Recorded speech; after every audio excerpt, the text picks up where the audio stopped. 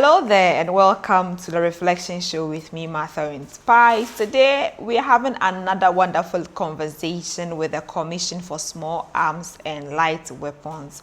We want to make sure that this year's election is very peaceful and prevent a lot of violence, extremism. All of us need to stay safe, our friends, our family, everyone, so that we can have a wonderful country to live in. Let's take a break. When we are back, we delve into the conversation. I'm Martha in Spice. Stay tuned.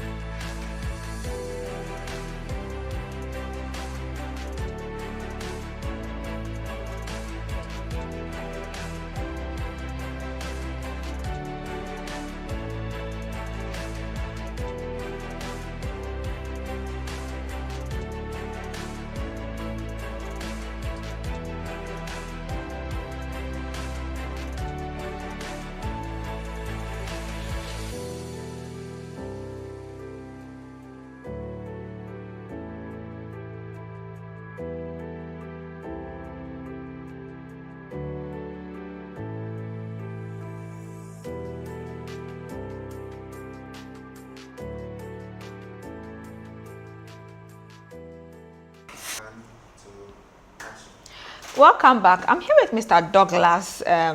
Unfortunately, or should I say fortunately, today you were alone on the set. Thank you for joining us again. All right, you're welcome. The election, December. What is the Small Arms Commission doing, or what measures are you putting in place to make sure that we have a peaceful election?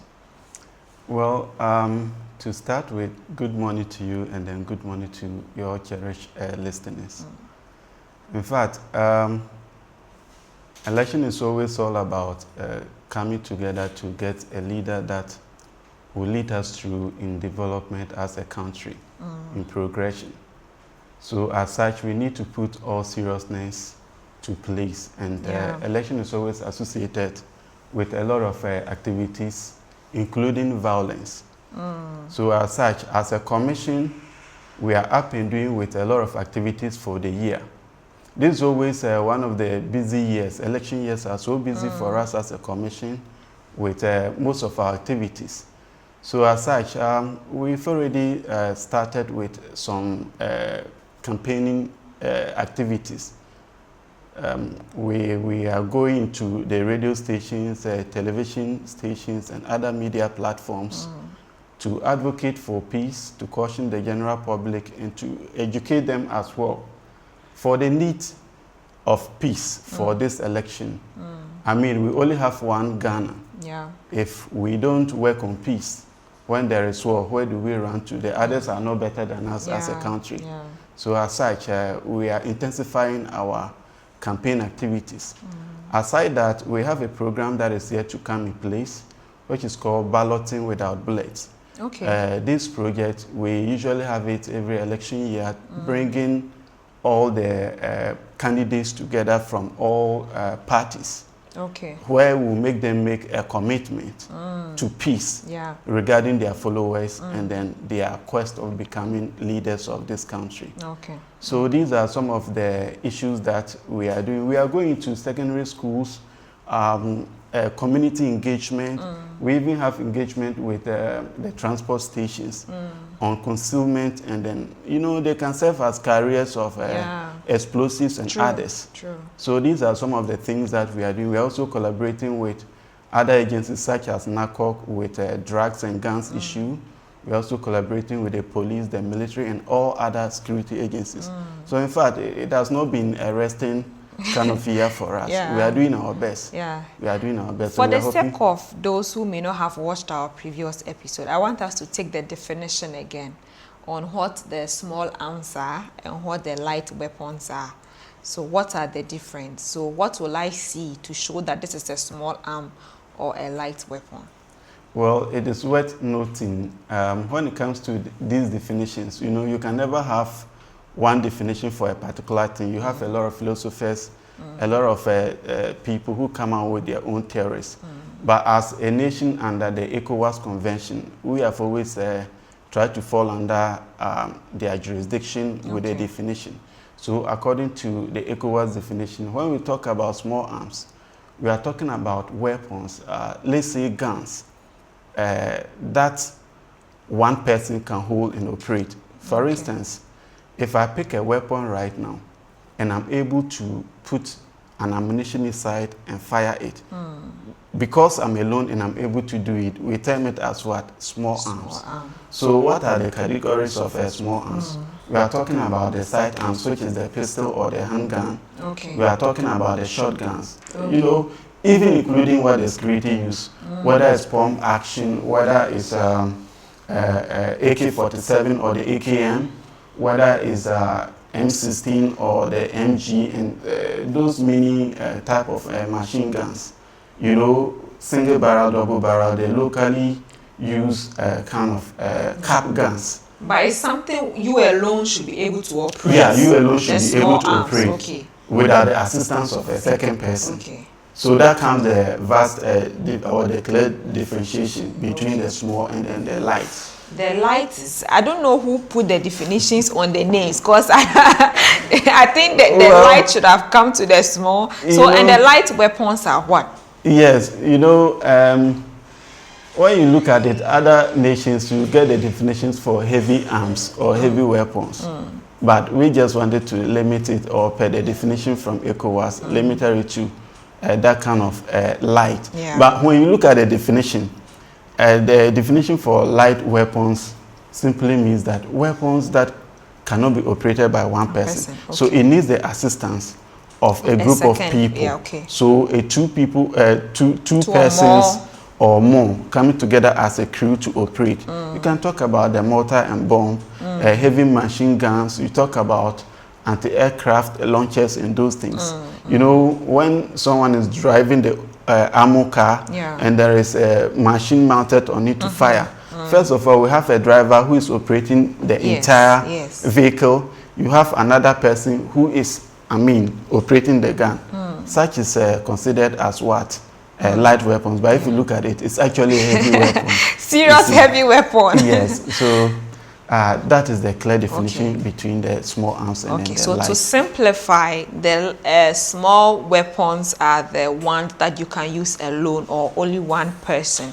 Exactly. The light weapons are requires so many hands. 2 or more people to come together to be able to get that weapon in operation. Exactly the point. And during violence, people use these kinds of weapons, whether small or it's a ninth part of a small arm. Well, that is why I said that sometimes you also need to consider the level of lethality. A gun is a weapon that can cause mass destruction. And when you have a case of someone using a gun and someone using a knife, there are vast difference. So, you can consider it as a small weapon.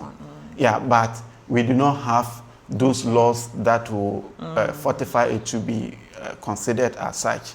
We can have fight at the farm where people are using cutlasses and other things, or people using domestically, people using these kind of knives too. Yes, they are also used by our security apparatus. So, they are also part of small arms. But the much concentration is given to weapon of higher lethality. Yes. Then let's look at the commission itself. Yes. Just take us into a bit of details. When was the commission formed, and then especially in Tamale in the northern region, is this the only commission that you have? And maybe let's delve more in Tamale, what you've been doing, so that people in Tamale watching can understand that, of course, your activities has also been out there. Well, you know, this Small Arms Commission issue all started in the days where there were a lot of uprising, you know, affecting the peace and security that nations were kind of enjoying. So it called for international kind of attention, where they came together to bring in conventions and treaties. As such, ECOWAS as a region and part of the world, they also came together with the ECOWAS Convention. And it was out of this ECOWAS Convention that Small Arms Commission Ghana was formed. Okay. Yeah, it was formed in the year 2007. Yes, and it was also an enactment of Parliament Act 376. Okay. And this is the grounds for which Small Arms has the mandate to operate. So why was it established? The core mandate of Small Arms is what? To prevent, eradicate and combat the high proliferations of small arms and its related materials, including the trade and movement of these activities. As such, we have come out with several areas within which we work. One is the border control, or arms. Let me say, first one is arms control. We use a legal aspect like law enforcement and other institutions to make sure that we control the proliferations of small arms within the country. We also have the border control. As I talk to you, we have spread it out to the various borders. We are in Hamele border, we are in Paga border, we are in Aflao border, Sampa, and then Elibo and other areas. Our workers there are looking out for arms, just as immigration will be looking out for people who are illegally migrating in and out. And as customs is also looking for contraband goods, we are also looking out for the possible smuggling of what? Small arms at the border. This is to protect and prevent arms from coming in. You know, we all know the history of the countries that are surrounding us. If you don't do this, some of these people who seek for refuge, they come in not just only to sell, but they are selling for what? Survival, to stay alive in Ghana. So aside, we also have what we call the alternative livelihood programs. You know, we have a larger portion of, you know, the blacksmithing community. That is the artisanal. Gun making is part of our culture. Since time immemorial, these people have worked over weapons. And mind you, the law has also allowed certain people who are having licenses to repair weapons, most especially for the security apparatus. So through that, they have learned how to, you know, also come out with good sizes of weapons. So they are producing a lot into the system. That increases the risks that we all face. So we are trying as a commission to find ways and means of diverting their, or digressing their, their skills into other productive areas that will benefit the country rather than bringing in some sort of insecurity. So we also have the inventory management, stock and inventory management. That one, we try to take stock of what we have as Ghana, the type of weapons that we have in those things. So and just what we are doing here, the awareness creation is one of the ways that we go. So these are the salient areas that we work towards as a commission in controlling weapons in the country. Yeah, so you asked about Tamale, what you are doing, Yeah, so we are in Tamale, we are in Northern Region, Upper West, Upper East. Savannah? Savannah, not yet. So these places kind of overlooking Savannah and that of Northeast. Yes, and then the other surrounding regions too. If any case happen, we all come together, collaborate, and then see how to resolve it. We are also in Ashanti region, and then Western region as well. We are in Accra, where we have our headquarters. So here in Tamale, we have the regional headquarters here at the UN building, or where popularly they call the Nori building, closer to ECOWAS. Here, we also have a substation which looks after the Eastern Corridor. So it is stationed within Yendi. So we were here since 2022, And since then, we have taken some steps in working towards, curbing this kind of proliferations. If you could remember, we were happy some weeks ago when the Overlord of Dabong came out to help us in a very great way by banning the activities of using assault rifles at whether traditional or whatever event. Gatherings, So, and I believe that this will go a long way as an election year to help us commission to realize our mandate. Yes. So I'm just picking some few bits from our last conversation last time so that people who were not able to. We spoke about the weapons. As for the light weapons, most at times it's the security agencies or very hardened criminals who have access to it. Yes. But the small arms are what we usually see around us. Exactly the case. And sometimes it's very disheartening. You mentioned that even though the YANA has banned this, but people will still have access to it. And sometimes I wonder what will happen from September onwards. From September onwards, I want us to look at the weapons. There was this news spreading around about a political figure who had a gun in her car, and I think the police still arrested her even though she said that it was registered. Let's talk about weapons and their legal requirements. Can I just go and buy a gun and say that, oh, I'm suspecting that my area is now very, dangerous to live within. So let me just buy a gun and protect myself. Or what are the process or processes involved in one acquiring a gun? And is it legal? And at what age? Everything about acquiring a gun. Yeah, so if I understand you very well, you want to know the procedures involved in getting a gun in a legal way. Exactly. And then secondly, why would one like to possess a weapon? Yes. So first of all, there are reasons. Yes, the laws of the land have allowed citizens or civilians to have weapons. But I must say that it is not a right for you as a civilian to possess a weapon, but it's just a privilege. A civilian, in simple definition, is if you are not a security personnel. That is so. I just wanted us to understand that. Yes. Civilians are people who are not so police, soldier, immigration, customs, fire, prison, all of that. Exactly. So if you look at the national framework, it has defined which agencies are part of. You know, you have the defense staff, which has to do with the military, and then you also have the intelligence workers like the NIB, and then the rest, and you have the law enforcement, which even include the law courts. You understand? So those that you just mentioned are the security agencies or services that are, the government is supposed to equip them with weapons for defending the sovereignty of the nation. Aside that, anyone who is not part of this category is, considered as a civilian. So with the law, you can have a weapon as a civilian. Now, what type of weapon can you possess as a civilian? We are talking about the shotgun or the handgun. When we talk about the shotguns, we are talking about single barrel. We are talking about double barrel. We are talking about pump actions. These are the categories. Then you can also have what we call the cap guns. Usually the cap guns are meant for traditional purposes. The most important usage or demand for the cap gun is just the sound.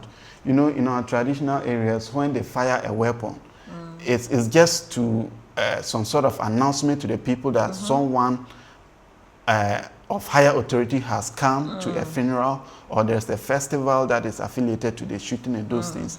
But in fact, with even all these shootings, you must get a permission to showcase such weapons at traditional gatherings. So we also have the pistols, the revolvers. So having known these type of weapons that should be possessed by, as I was saying, it's a right, but not, it's a privilege, but not a right. So you can come for a weapon, whatsoever your reason might be. You can be denied the opportunity, or you can be having a weapon. The interior minister can call you for your surrender, and you have to give it out. Surrender means like you give it out. The legal seizure. Permission to have to it. use it. Okay. No, this one you are already using it. Okay. No, but I mean like they've cut the legal permission that for privilege. you to use it. That, to use it. So yes. they'll seize it from you.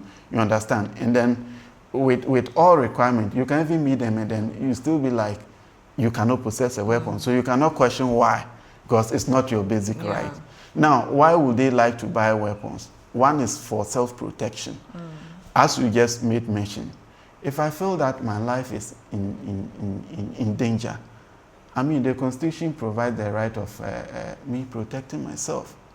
So I'll need a weapon to protect my life and the life of my family. I cannot wait till somebody kill me before. And then when I'm dead, I'm gone. The burden lies on my family. So when I see that people are attacking me, people are crossing armed robbers and those things, then I would like to have a weapon just to protect my life. Secondly, people would like to protect their property. Okay, maybe as a company here, you are being attacked all the time by certain gunmen and all those people. Fine, maybe you like a weapon to also protect whatever valuable you have, your car in the house, your building in the house, your business, whatsoever. And then the third one is also for hunting. You know, hunting has been part of us since time immemorial. So with innovations and other things in technology, we've been fortunate enough to have guns that can make hunting so easy for us. So people go in for certain types of weapons to go for hunting.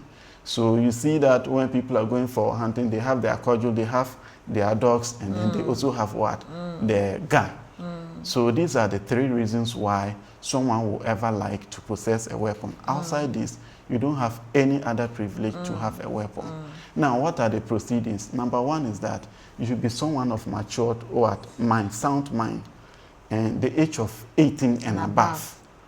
It is believed that you are very matured and you have independent mind to think for yourself, knowing what is right from what is wrong. You understand? And then you also have someone who should have the resources. The resources in terms of money to buy, save a place for saving it. And I mean, you should buy it for protection and those things. So a hungry man that has a weapon, what is he going to use it for? Economic purposes, to feed himself. So when you don't have that kind of financial independence, a gun should never come to your hands. You understand? So these are some of the areas, among other reasons why, other reasons that permit someone or make someone qualified to go in for weapons. Okay, I want to take a break. When we are back, we delve into more. Stay tuned.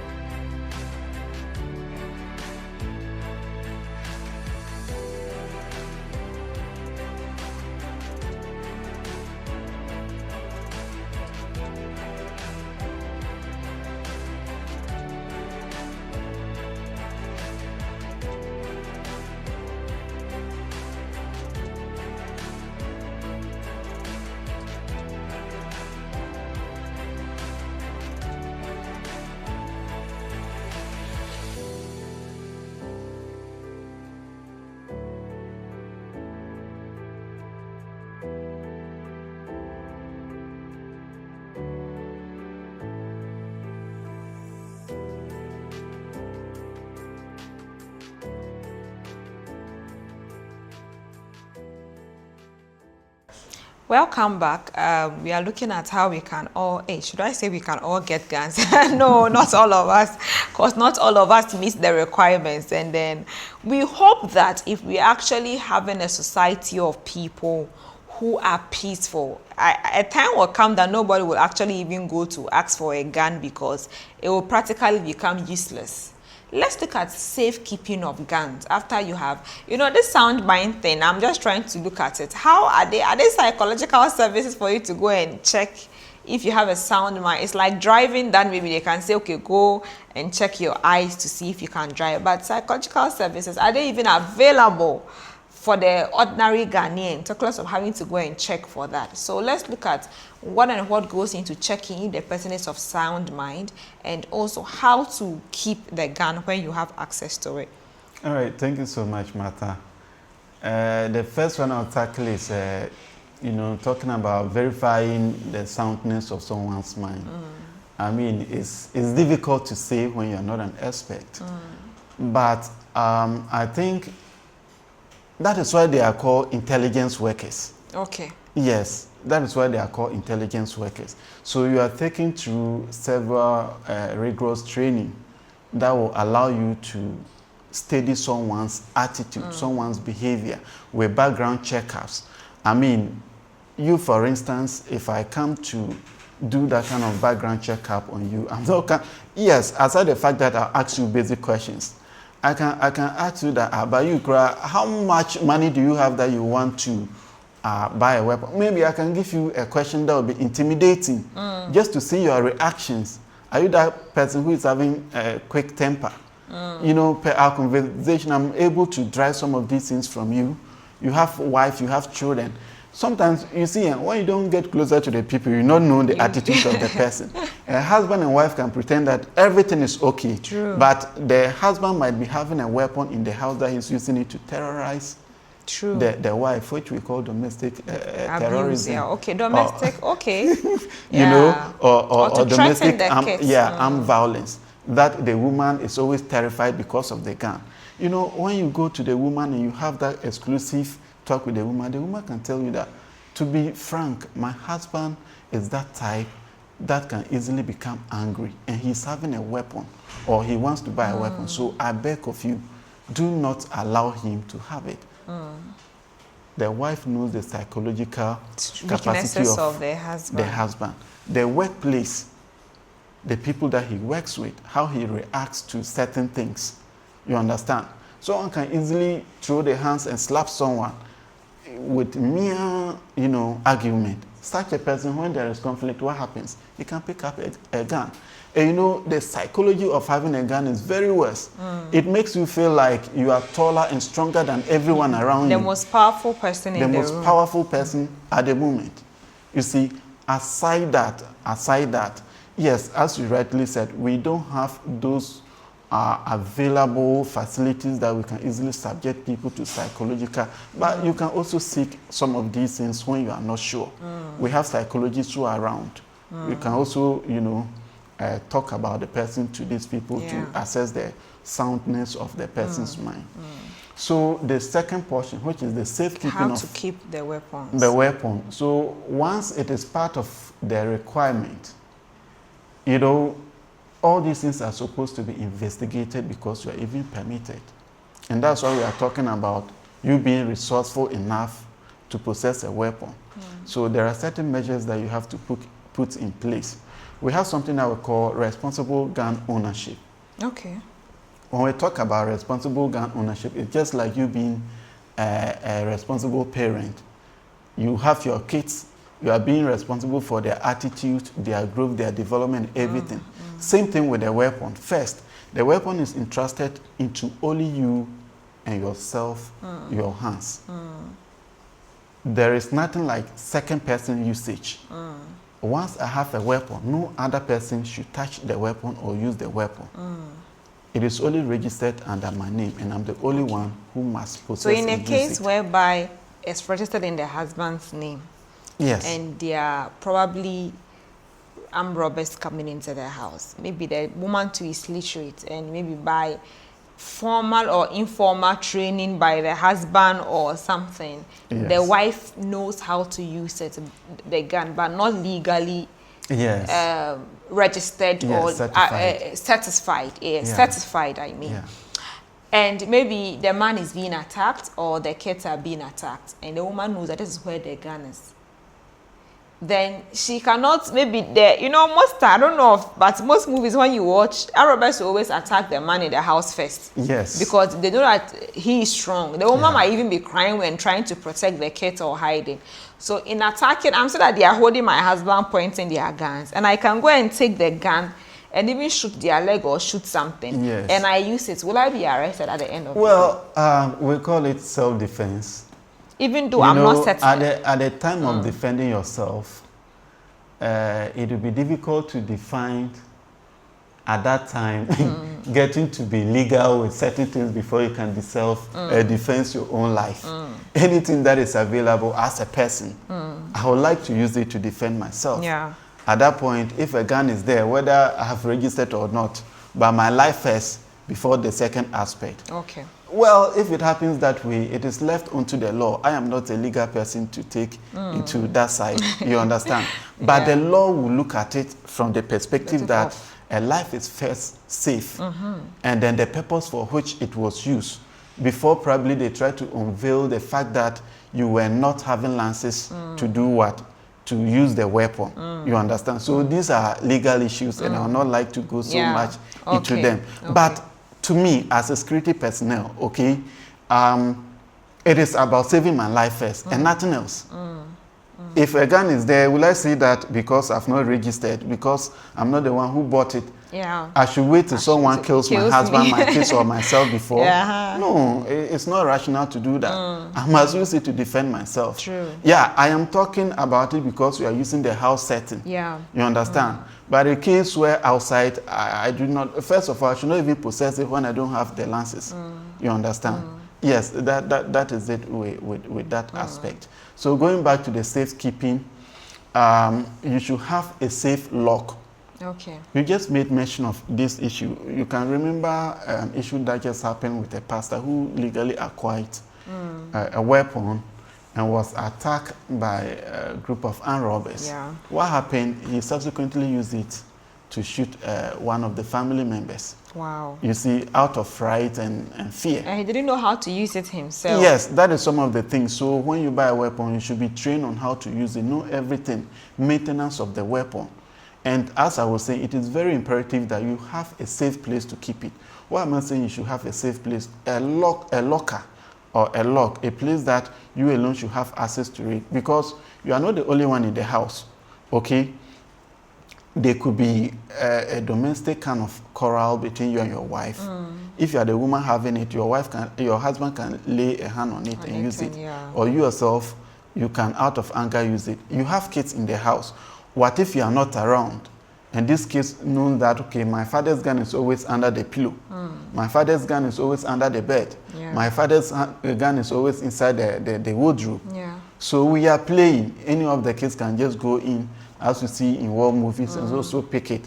By the time you realize, you can even point the mouth towards himself and fire himself, or a friend or a sibling. So these are the issues. So when you are buying a gun, you should be, that is why we talk about the soundness of mind. You should be responsible for the gun that you are purchasing, because the gun itself is having a power that must be controlled and curtailed. That's why sometimes I don't approve of parents who buy especially their boy children, water guns. Because we can feel that for the meantime, it's just for play. But we are watching it on TV, especially those who watch this American movies, and it's like from start to finish, some FBI man or some Jack is looking for someone to kill, and Jack will go and destroy everybody. The Jack never dies, no matter how they shoot the Jack. The Jack will never die in the movie. So the child understands that, okay, once I press here, or sometimes they'll even zoom it. Indian movies are worse.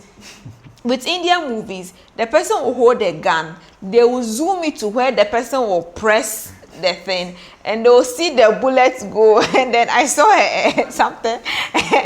Then you're a patronizer. And I watched these things on TikTok, and they will shout, Nehi. Then Nehi will be, let's say, from Gurugu to what's the name? Quality First. Then he will hear his name at Quality First and run. And when he's coming, the driver will insult him. He will get down, fight with the driver, get to T Poly Junction, get down again, run, come, and the bullet is still on the way to shoot, and then he will hold the bullet, throw it away. Yes, that's the beauty of entertainment. Oh, it's too much. They make it so interesting for us So all to in enjoy. those kind of things, and they are overwatching, they may feel that it may not be so practical. Yes. You get it? Yes. And also, I because agree. they are being shot in the movies, they will feel that, oh, in Nigerian movies, let me leave the Indian movies. We see movies where, like, when they shoot someone, they say, oh, they, she. Even Ghanaian movies. Even Ghana.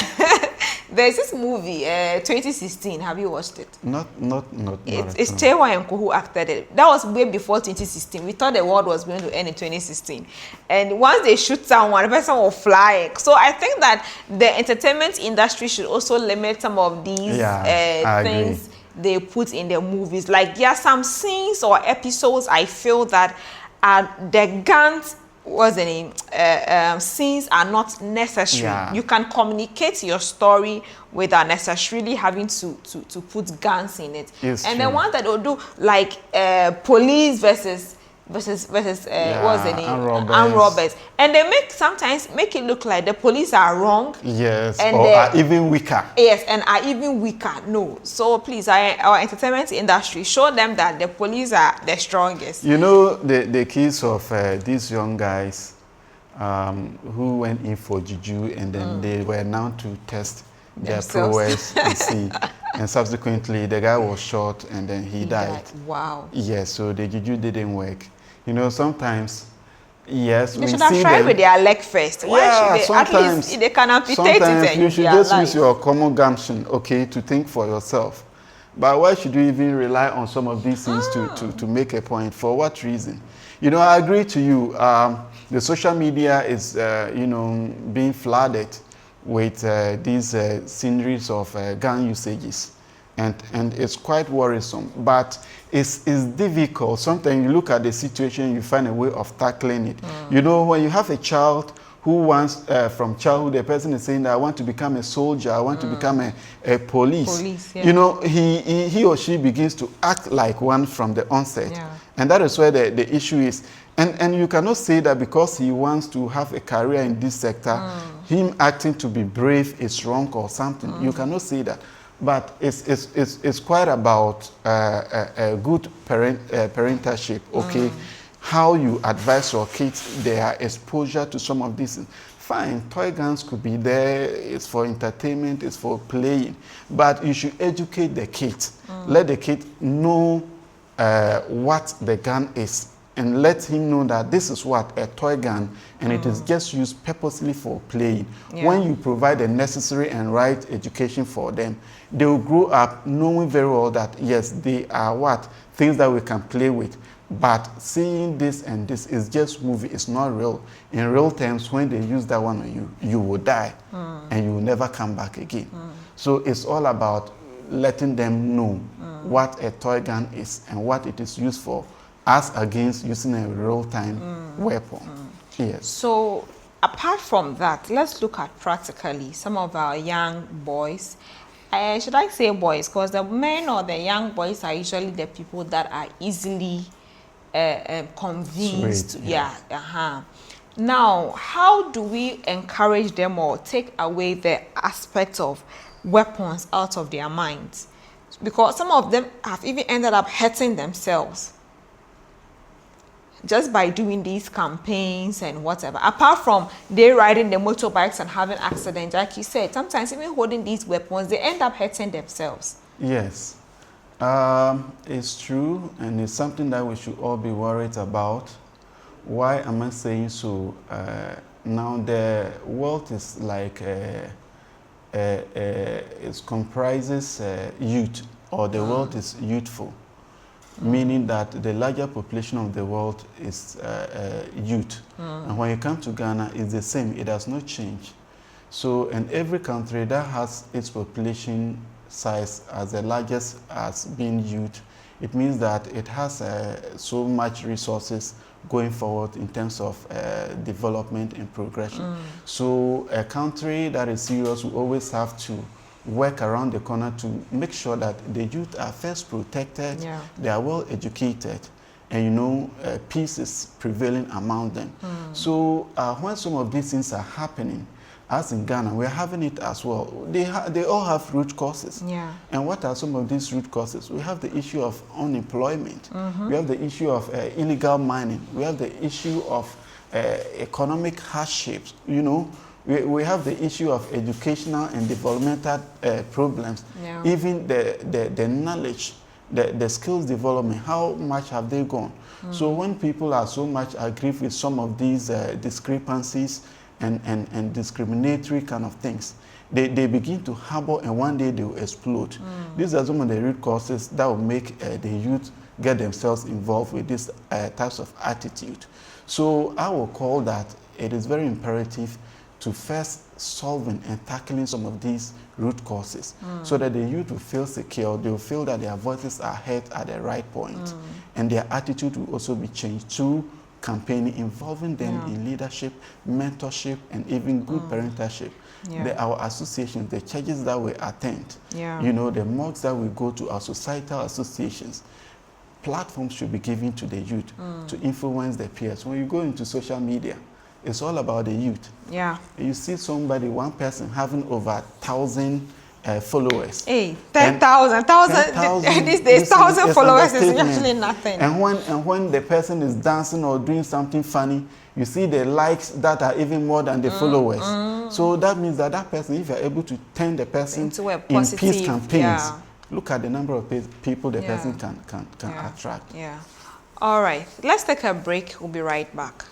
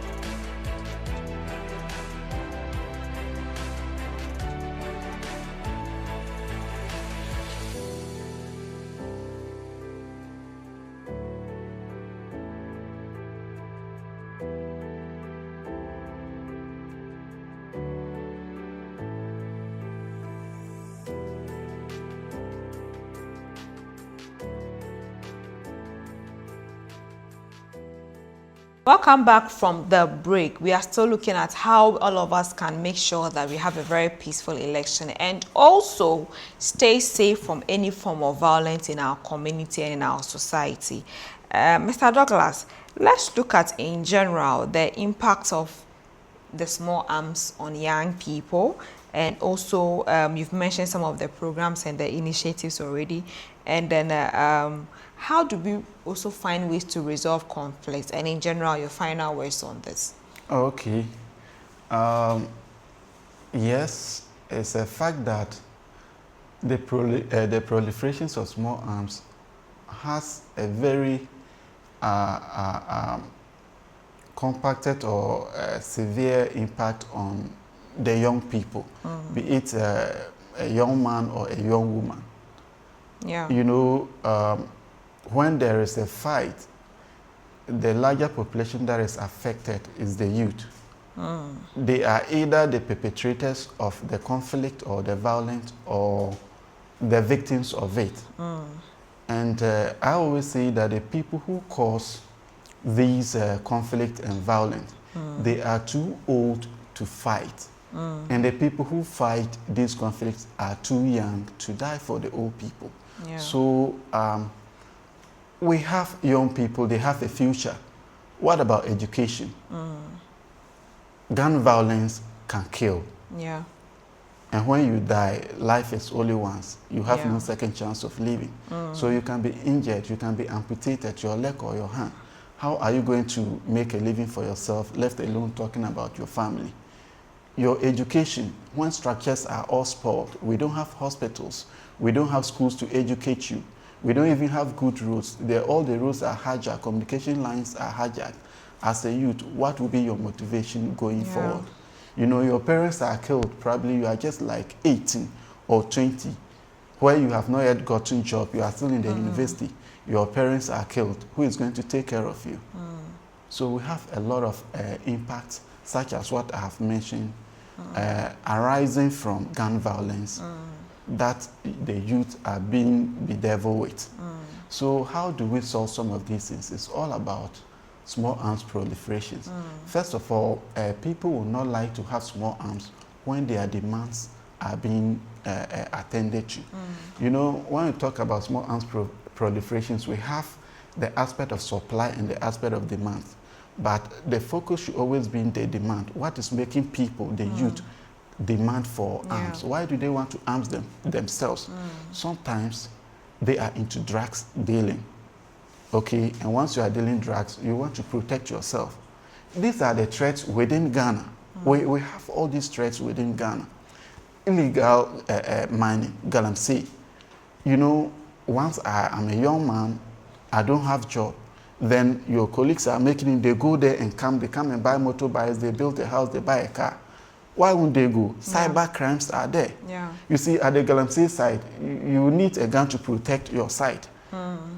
Definitely, young people like to get these guns to protect their site.